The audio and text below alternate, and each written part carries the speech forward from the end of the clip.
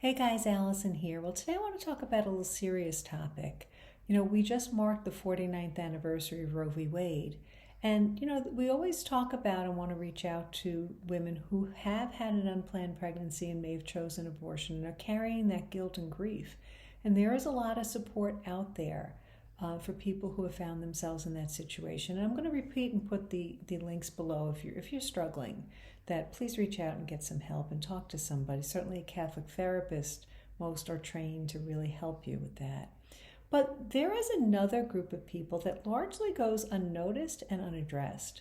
And those are the people, women, obviously women, who have placed a baby for adoption. Now, if it's done freely with a lot of help and discernment, it's a very loving and sacrificial thing to do when a woman knows that she cannot take care of the child as the child deserves. Yet it's very painful.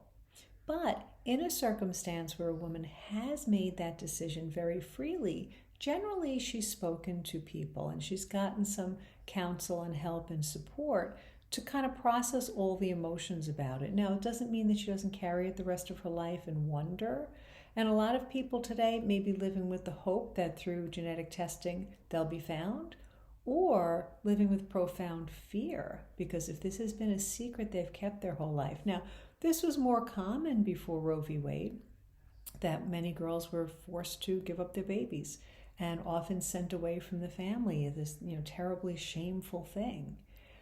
And yet they're suffering, and it's been buried as a secret. It's been very, very taboo, and they're carrying a lot of pain, just as much as the post-abortive women might be carrying. Grief, loss, shame, isolation. Maybe she felt she could never talk to anybody. And often living in fear that they'll be found out. Maybe they're married now and never have told their spouse and their other children about this baby they gave up. So if that describes you, I would encourage you to reach out for help, no matter how many years it's been, to talk to somebody, because that's a very heavy burden to be carrying. And there are very many men out there who are carrying the same burden. A friend of mine a couple of years ago, through through 23andMe, got a notice that we found a match. She was adopted. She knew she was adopted, and she wanted to know her nationality, and it wound up finding her father. And he explained that once the girlfriend got pregnant, the parents whisked her away. He was never allowed to see or speak to her again. He never even knew if she had the baby. He wound up getting ulcers. He wound up really suffering. Young man, I was 17, 18 years old when this happened. But he carried it his whole life, and he was very happy to be found. It was a beautiful story of reunion and great relationship that developed. But when she did reach out to her mother, the mother wanted nothing to do with her because I think it was a secret. And I can feel for that poor woman, that she was holding that secret. Maybe her family did not know. So of course that was very disappointing to feel that rejection by the mother. I think there was some understanding, of course, also. But I think that there are a lot of people, men and women, who are suffering.